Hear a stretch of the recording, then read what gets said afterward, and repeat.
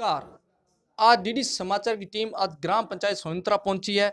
आज हमारे साथ सरपंच प्रतिनिधि गोविंद सिंह जी आए हुए हैं।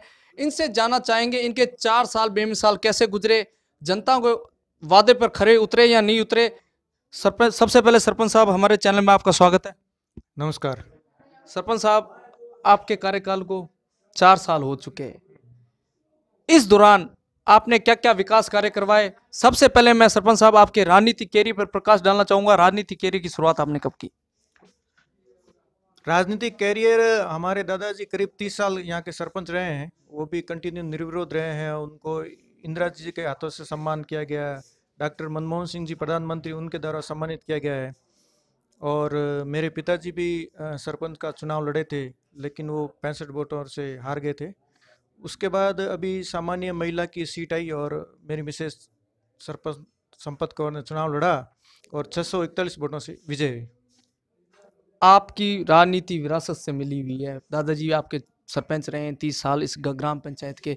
सर, अब विकास की बात करते हैं। आपके कार्यकाल को 4 साल हो चुके हैं। इस दौरान आपने क्या क्या विकास कार्य करवाए? जब से हम मेरे मिसेस सरपंच बने हैं, उस समय सबसे पहले समस्या थी कि पानी की समस्या। अभी हमारे एक राजस्व गांव भैरनगर है, जिसमें करीब 400 ढाणियाँ हैं। उसमें एक घर में भी पानी का कनेक्शन नहीं था। उसमें आज की तारीख में हर ढाणी में टूटी लगी हुई है। एक भी घर में लाइट नहीं थी, हर घर में लाइट है। हमने करीब 600 महिलाओं को उजाला योजना के तहत गैस कनेक्शन आवंटित किए, घर घर लाइट दी। 150 परिवारों को हमने सौर ऊर्जा की लाइट वितरण करवाई और गांव में गौरव पथ बनाया। जो महिला 55 साल से अब हुई, उनके पेंशन करवाई, विधवाओं के पेंशन कराई, वृद्धजन के पेंशन करवाई। और भी जो सरकारी योजना में जो फायदा मिलता है, वो हम ग्राम पंचायत के जरिए लोगों को फायदा दिलाने की पूरी भरसक कोशिश करते हैं। सरपंच साहब, प्रधानमंत्री आवास योजना, उसका उसके तहत गरीब परिवारों को यहाँ कोई लाभ मिला है? बिल्कुल, हमारे यहाँ प्रधानमंत्री आवास 2011 के तहत करीब 341 परिवार चयनित हैं। उसमें से करीब 100 आवास बन गए हैं। और हमारे यहाँ जब भी पंचायत समिति में जो भी अधिकारी की विजिट होती है, वो सबसे पहले सोइंत्रा में होती है। और अभी हमारे पिछले 2 महीने में हमारे सीओ साहब थे, जो अभी दौसा के जिला कलेक्टर है, अचल चंद चतुर्वेदी जी। उन्होंने बाकायदा यहाँ आके घर घर विजिट की और उन्होंने प्रधानमंत्री आवास का अवलोकन किया, हमारे निर्माण कार्य का अवलोकन किया, वृक्षारोपण का अवलोकन किया। और जब से जो बीपीएल परिवार में प्रधानमंत्री आवास में नाम जोड़ने का सर्वे हुआ है, उसमें भी हमने जो वंचित परिवार थे, जो 2011 लिस्ट में वंचित रह गए थे, उनको भी हमने जोड़ने की पूरी कोशिश की और उसके तहत हमने 373 नाम जोड़े। और राज्य सरकार के द्वारा अभी भी प्रधानमंत्री आवास योजना में नाम जोड़ने की जो प्रक्रिया वापस शुरू की है, उसके तहत भी हम वापस आवेदन ले रहे हैं। सरपंच साहब, शिक्षा की बात करते हैं। कहते हैं शिक्षा का दान सबसे बड़ा दान माना जाता है। शिक्षा का स्तर आपकी ग्राम पंचायत में कैसा है?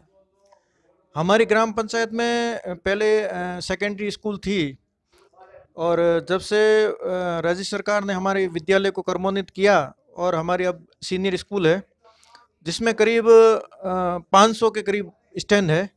और शिक्षा का स्तर पहले से बहुत बेहतर है। और हमारे विद्यालय में पिछले साल 100% रिजल्ट रहा था। और अभी जो पिछले साल रिजल्ट रहा, उसमें हमारे एक ममता देवासी नाम देवीलाल जी की लड़की है, वो हमारे शेरगढ़ पंचायत समिति में टॉपर रही है और उसको राज्य सरकार के द्वारा भी प्रोत्साहित किया गया है और ग्राम पंचायत द्वारा भी सम्मानित किया गया है। सरपंच साहब, बात करते हैं भारत स्वच्छ मिशन, उसके तहत आपकी ग्राम पंचायत में आपने क्या करवाया? स्वच्छ भारत के तहत हमारे ग्राम पंचायत में करीब 641 लाभार्थियों को 12,000 तक आर्थिक सहायता दिलवाई गई। और हमारे ग्राम पंचायत में आप बाहर देख सकते हैं, हर दुकान पे डस्टबिन मिलेगा आपको। जो भी कचरा होगा वो डस्टबिन में डालेंगे और डस्टबिन से वो बाकायदा बाहर जाके उसका निस्तारण करेंगे। खुले में आप कहीं भी देख सकते हैं हमारे ग्राम में, मतलब 80% स्वच्छता की तरफ सुधार आया है। सरपंच साहब, आप बात करते हैं नशे पर। राजस्थान के जो युवा वर्ग है वो नशे में लिप्त होता जा रहा है। इसके रोकने के क्या उपाय हो सकते हैं आपकी नज़र से? हमारी बुजुर्गों की बैठक करके हमारे गांव में नशा मुक्ति का एक अभियान चलाया था। उसमें हमारे पूरे गांव के बुजुर्ग लोग और हम युवा लोग सब इकट्ठा हुए थे और गांव में बैठ के ये हमने निर्णय लिया कि आज के बाद कोई भी शादी फंक्शन होगा उसमें अपन नशा जैसे अफीम है, डोडा है, शराबबंदी है, बिल्कुल हमारे गांव में बंदी है। और जो भी इसका जो आगे होके सेवन करेगा या जो भी खिलाएगा उस पे समाज कठोर निर्णय लेगी। और अब हमारे गांव में नशे के प्रति बहुत सुधार आया है। युवा जो भी इसका सेवन कर रहे थे उन्होंने त्यागना शुरू कर दिया। सरपंच साहब, अब मैं बात करता हूँ सरपंच की मानदेय पर। आज सरकार सरपंचों को 3500 से 4000 रुपये मानदेय दे रही है। क्या इससे सरपंच संतुष्ट है? मानदेय 3500 से तो संतुष्ट तो क्या, अब 3500 मिल रहे हैं वो संतुष्ट तो होना पड़ता है। अब सरकार जैसे एमएलए की क्या सैलरी है, एक सांसद की क्या सैलरी है, सांसद की क्या फैसिलिटी है, सरपंच की क्या 35 रुपए का 3 दिन का खर्चा है। कितनी मानदेय होनी चाहिए सरपंच की आपके अनुसार, क्योंकि आप जनता के बीच में रहते हैं, आपके अनुसार सरपंच की मानदेय कितनी होनी चाहिए? कम से कम 15,000 रुपये तो मासिक मानदेय होना ही चाहिए। फिर भी सर, सरपंचों ने इसके बारे में कोई आवाज नहीं उठाई, कोई बड़ा आंदोलन नहीं किया, जिसके कारण सरपंचों की ये पीड़ा सरकार तक पहुंचे। हमने आंदोलन तो पिछले सरकार के कार्यकाल में खूब किया था। हमारी मांगों को लेकर हमने खूब विरोध भी जताया था, लेकिन सरकार ने कुछ नहीं किया। कुछ भी नहीं किया। सर, बात करते हैं भ्रष्टाचार की। देश में मोदी जी कह रहे हैं हमारी सरकार बनते ही भ्रष्टाचार बंद हुआ है।